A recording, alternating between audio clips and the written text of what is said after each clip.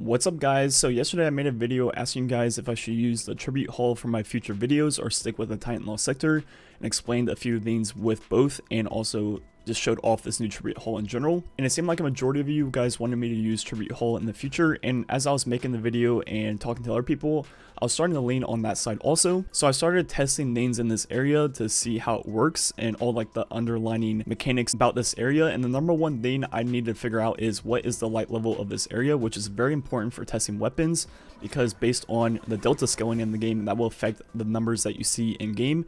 And as you see on the map, it says recommend power 300. So with a 750 all stringer, go ahead and shoot it. And this is the best way to see the light level of an area. I hit 30,464. Now changing to an all stringer, that's 749 light, so just one light lower. Go ahead and shoot the dog again. And now I hit 28,082, which is over 2,000 less, which means this area is at least 750 light, if not higher, because we are still getting delta scaling in this area. And that's why things like Titan Law sector, which is around 200 light, is very good, because as long as you're 50 light above an activity, you have reached the maximum delta scaling. So as long as you're 250 light plus, every weapon will do the exact same damage in this Titan Law sector, and it'll be a 1-to-1 comparison. As you saw, went down one light, still hit the same number. If I had an all stringer that was 251 light, it would still hit 680 in this area, which means it's very consistent. What we can do is test the same weapon in both areas and find the conversion factor, which would be 44.8x. So all the old numbers, if you times it by that factor right there, you would reach the new number. And that would help a lot transferring the old numbers into this new 750 light area numbers. So I could just make a video showing off a few of the weapons in the game, like a shotgun or two, a sniper, a fusion, you know, a few different power weapons, a few different primaries, and that would be like the new standard for this area. And then all the old numbers in previous videos, if you just times them by 44.8, you would get the new number, right? Then next DLC, when we go to 800 or even 850 light, because it's a big expansion, that would probably reach the maximum delta scaling in this area, and all those numbers from then on would never change again, because we would be 50 light above this area. So that wouldn't be that big of a deal. That would definitely be doable, and I was willing to do that. But this is where the major flaw of the area comes into play. So when 750 light, this hand cannon hits a little over 30,000. Now if I change my armor to as low as possible to lower my light as much as I physically can, as you see, I get down to 414 light, which is well over 300 light lower.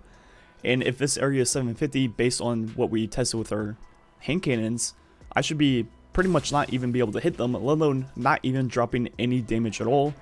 And I hit 30,000 once again with my 750 all stringer. Now if I change my all stringer back to the 749 one, once again the damage gets lowered to that 28,000 number, which you'll see in a second, which makes absolutely no sense and does not match up with any of the other delta scaling in the game. What usually happens in the game for delta scaling is, as long as your overall light number is that of the activity you're playing, it will not restrict your weapon damage, which means this area is not 414 light, it's actually lower, probably 300 like it says.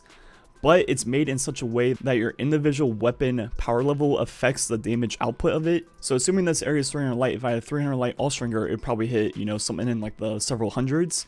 Then it would scale all the way up to 750, as you saw here at 30,000. And that's not how delta scaling works anywhere else in the game. If there was another area in the game that was 300 light, if I had a 750 all stringer, it'd be capped to the same damage output of an all stringer that was 350 light, which is the maximum delta scaling. So this area is definitely set up in a way where your weapons can scale all the way up and there's no ceiling, which means not only in the next DLC when we get 800 or 850 light, if you could infuse your all stringer to 1 million light, that number would continue to rise to who knows how much. So this makes it almost impossible to test weapons 1-to-1 throughout multiple DLCs. During a DLC itself, once you already hit max light, it wouldn't be that bad to test things at that max light, so for example 750, but during DLCs where you're getting higher and higher light and you're not at the cap yet, if your weapons are not the exact same light, they will output very different numbers in this room. And not only that, every DLC we would have to recalculate all the previous numbers tested, and that would continue forever. And I think they set up this room like this because it will show current numbers of the current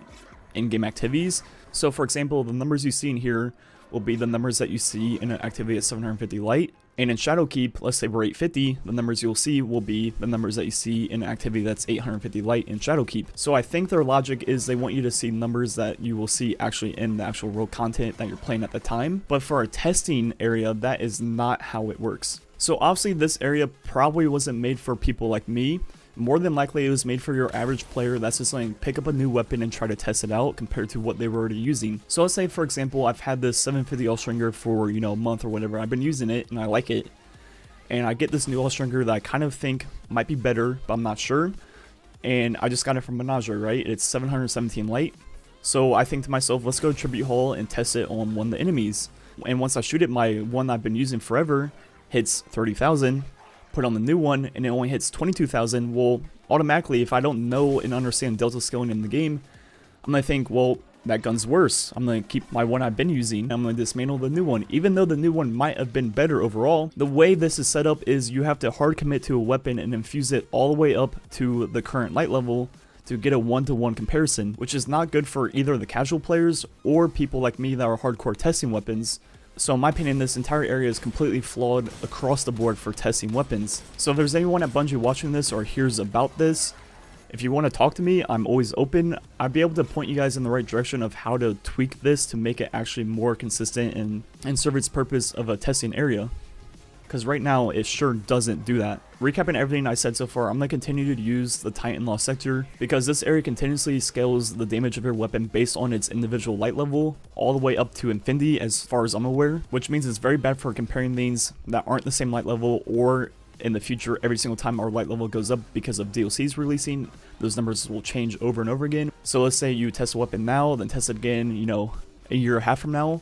Those numbers are going to be 3-4 times X, and you're not going to really have a good comparison. And obviously you can find factors between different DLCs, but overall that just becomes a huge headache, way more so than just testing in the Titan Law sector where we're already way past the highest delta scaling possible. So hopefully you guys respect and understand my decision on why to continue using the Titan Law sector and not use the Tribute Hall. Now if Bungie gets in contact with me or they see this and change it, I'm more than happy to start using this Tribute Hall as long as they change the way the weapons work in this area. But until that happens, you can catch me in the Titan Law sector. Anyways, thanks for watching. Catch you guys next time.